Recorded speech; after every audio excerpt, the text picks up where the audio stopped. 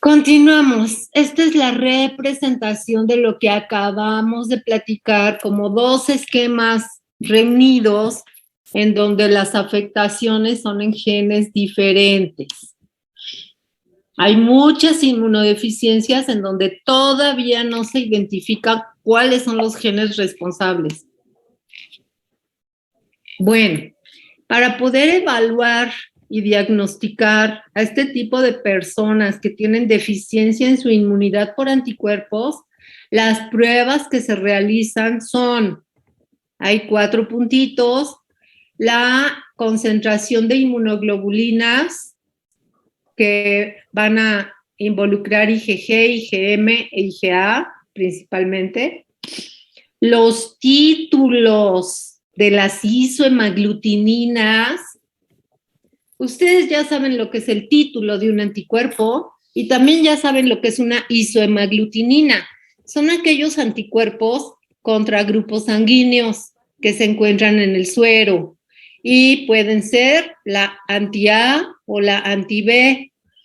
Las personas que tienen grupo B y tendrían que tener anti-A y no lo tienen, eso va a ser un indicativo de que tienen una disfunción a nivel de linfocitos B. Las personas que tienen sus títulos de isohemaglutininas adecuados, las personas que son O, tienen que tener anti-A y anti-B. Si sus títulos están adecuados, significa que su función de IgM está correcta, ¿ok? Entonces recuerden a las isohemaglutininas también como indicativos de buena función de IgM. Y en tercer lugar, los valores de los anticuerpos que se pueden presentar después de una inmunización.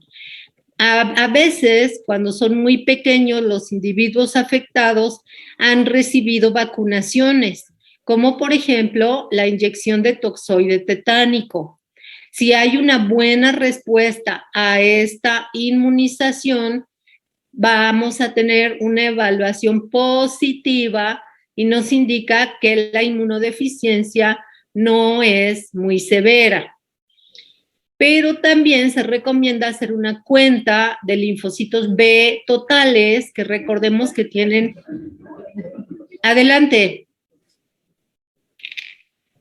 Sí te escucho. Perdón, profesor, se me activó el micrófono.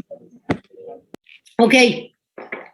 La cuenta de linfos B totales se puede realizar a través de anticuerpos anti-CD19 positivos por medio de inmunofluorescencia directa o indirecta, ¿ok?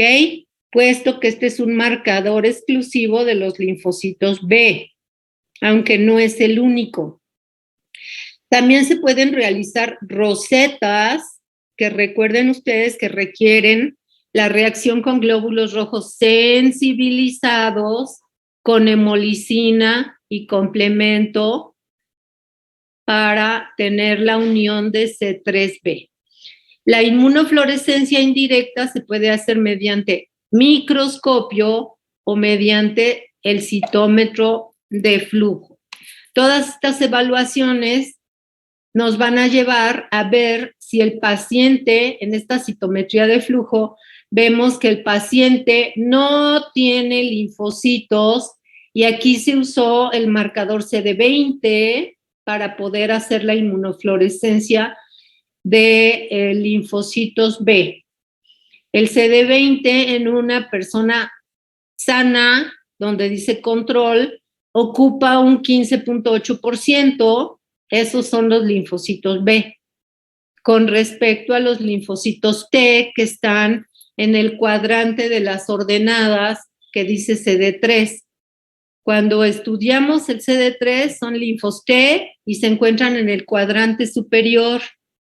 Esos linfocitos T están normales. El paciente también tiene linfocitos T, pero fíjense cómo tiene un poquito menos. Pero los linfocitos B, que son los que se están evaluando aquí, están prácticamente ausentes en el paciente.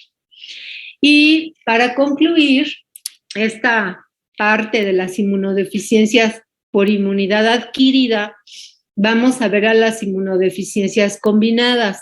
Aquí también tenemos una lista muy larga, pero solamente las que están resaltadas en rojo son las que vamos a relatar un poquito en esta clase. La inmunodeficiencia combinada grave, ligada también al cromosoma X, se abrevia como IDSC, que quiere decir inmunodeficiencia severa combinada. Es la de los niños que viven en la burbuja, o los niños burbuja, como se les ha llamado. Hay otras síndromes, como por defecto en transducción de señales T, el síndrome de Neselov, la ataxia telangiectasia, el síndrome de Nijmegen, el síndrome de Wiskott-Aldrich, la inmunodeficiencia con enanismo e hipoplasia de cartílago y pelo, niñitos que aparte de que no van a tener pelito, van a tener también enanismo. Inmunodeficiencia con deficiencia enzimática, muchas veces la enzima va a ser la adenosina desaminasa. Enfermedad de injerto contra huésped, esto es cuando a alguien se le inyecta, a una persona inmunodeficiente se le inyectan células para proporcionar la función necesaria, pero las células del injerto van a rechazar a las células del paciente. El síndrome del linfocito desnudo es una serie de linfocitos que carecen sobre todo de moléculas de adhesión, también por defecto genético, y otros síndromes que también esta es una lista incompleta. Vamos a comenzar entonces por el niño de la campana, en este caso fue relatada o referida las primeras fotografías en un varoncito, al ratito les enseño el nombre. Lo primero que presentan son infecciones recurrentes que empiezan muy tempranamente y esas infecciones pueden ser intestinales o pulmonares. Va a ser mucho más común en varones que en niñas, por lo que Tamara nos explicaba. Estos niños no deben ser vacunados con gérmenes vivos, es decir, con polio, Sabin o con BCG, que en un caso es un virus, en el otro caso es BCG, es el bacilo de Calmette-Guerin, que nos va a proteger como vacuna contra la tuberculosis. Estos niños normalmente no van a pasar de la niñez si no se les da tratamiento, y la mayoría pueden morir antes de los 2 años de vida. Su tratamiento es aproximadamente como prioritario, como principal, hasta hace muy poquito, el trasplante de médula ósea. ¿Pero esto qué implica? Que le inyecten células de otro individuo, y eso puede generar el fenómeno que estábamos hablando del rechazo de injerto contra huésped. Aquí lo tenemos, este niño de la burbuja llamado David, nos está saludando, más o menos tenía 12 años cuando falleció, pero estos fueron de los primeros casos documentados en el siglo XX. Nació en 1971 y pues no alcanzó más que 12 años de edad. En sus genes, en el cromosoma X, había una mutación importante que tenía que ver con la perfecta maduración del timo. El timo de este niño tenía un aspecto fetal, prácticamente que no tenía ninguna evolución, era un resto de tejido tímico sin función, y como resultado no tenía linfocitos ni T ni B funcionales, ¿ok? Así también presentaba infecciones recurrentes, no nada más por virus, por hongos, diarreas crónicas, neumonías, es decir, tenía infecciones a lo largo y ancho de todo su cuerpo, y tenía muchas lesiones en mucosas por microorganismos oportunistas. Entonces, vean a los genes, más bien a los cromosomas correspondientes. ¿De qué tamaño es el cromosoma X? Pues da mucho más chance a que todos los genes que se ubican en ese cromosoma X puedan tener mutaciones, mientras que en el cromosoma Y, que es un cromosoma pequeñito, pequeñito, que nada más tiene unos poquitos genes ahí codificados, pues no existen prácticamente genes que puedan ser afectados. Por eso la asociación con el cromosoma X. Existen dos variantes principales de esta inmunodeficiencia severa combinada, que ustedes muchas veces la van a encontrar como SCID, porque es la abreviatura en inglés.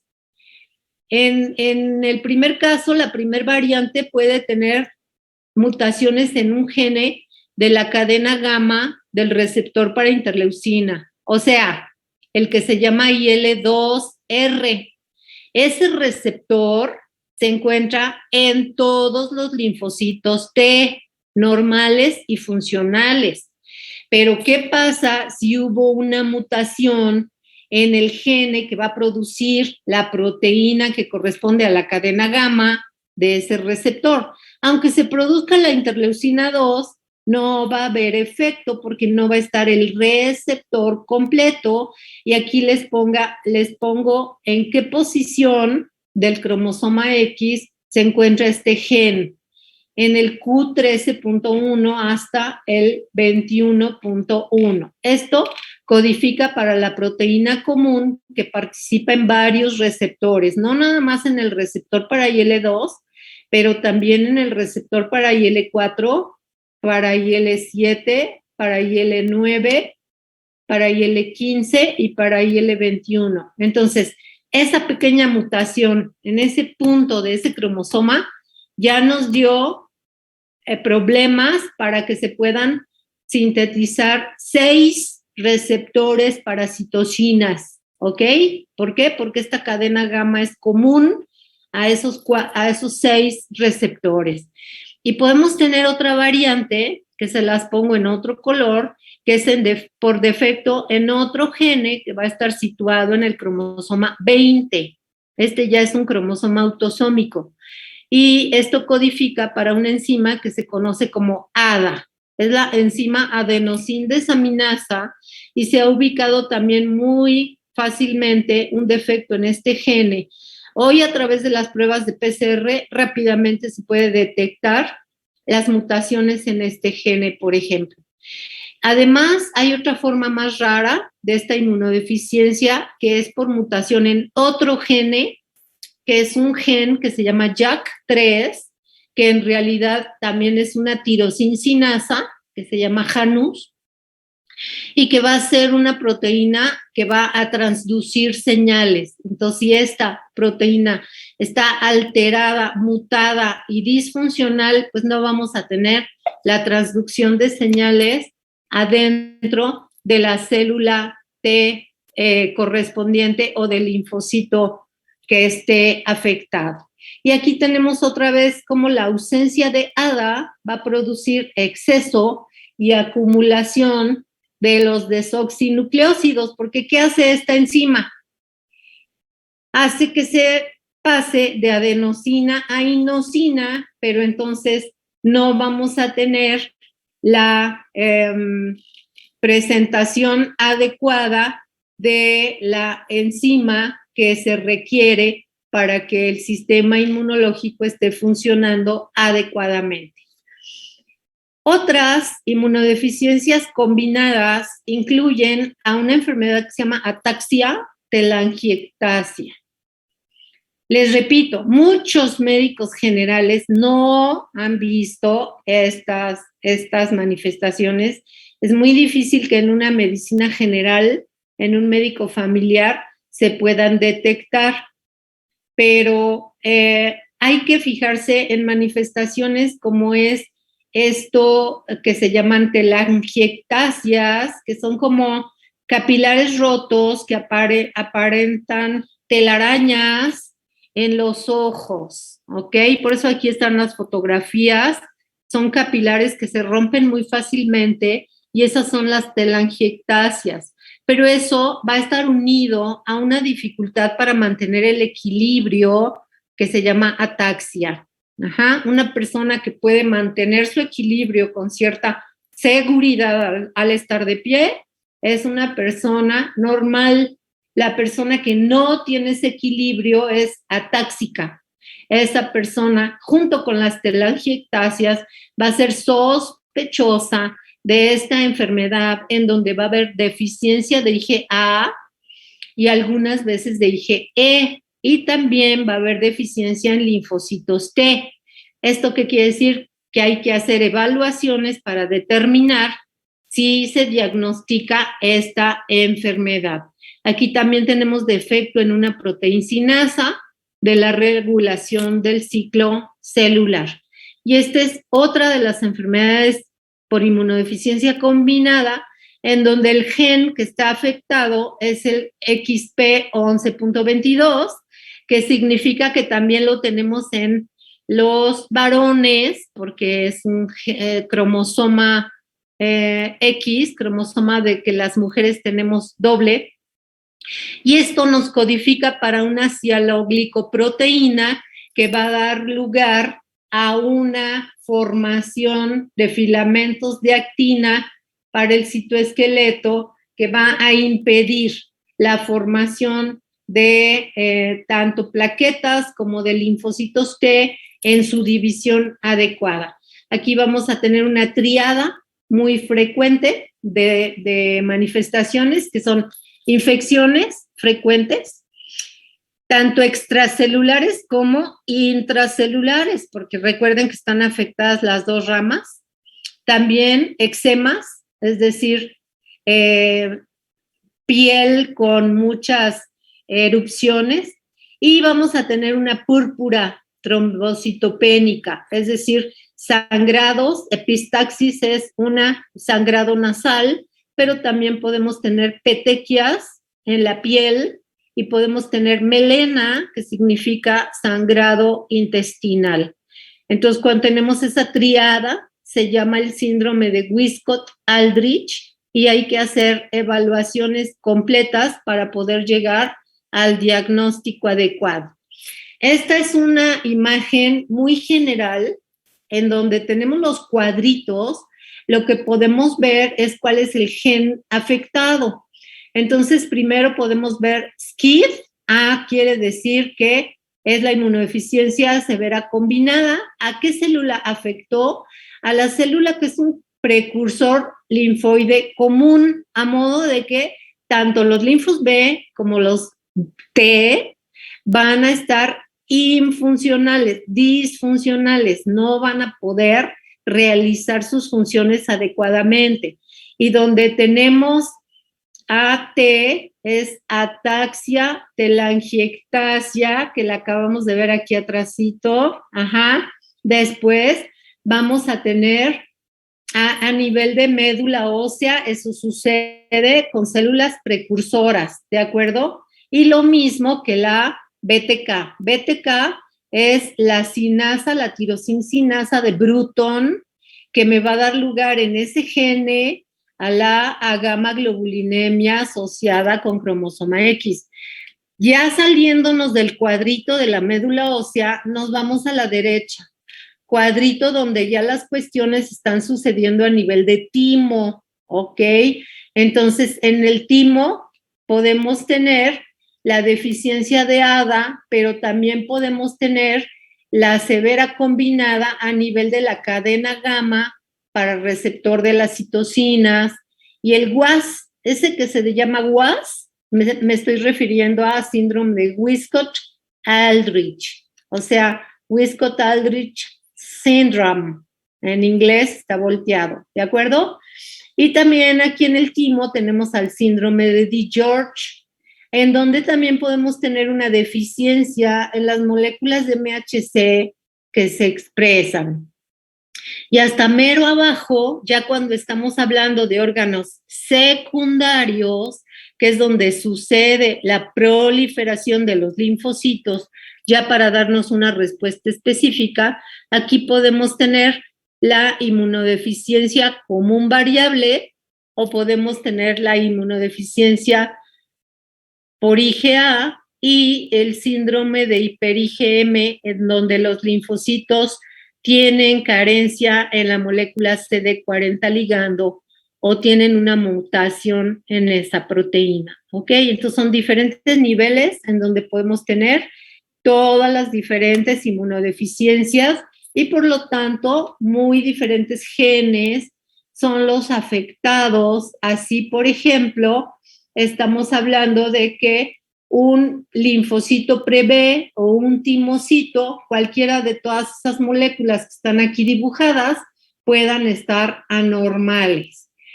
Y en la parte de abajo ya podemos ver la interacción con los fagocitos, que no va a ser completa ni correcta si tenemos carencia en cualquiera de estas moléculas proteicas que se expresan en los linfocitos, pero que provienen de un gen defectuoso.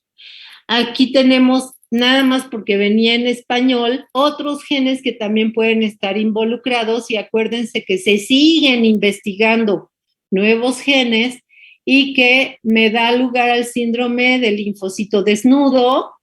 Es una incapacidad de transcribir a los genes que codifican para MHC clase 2.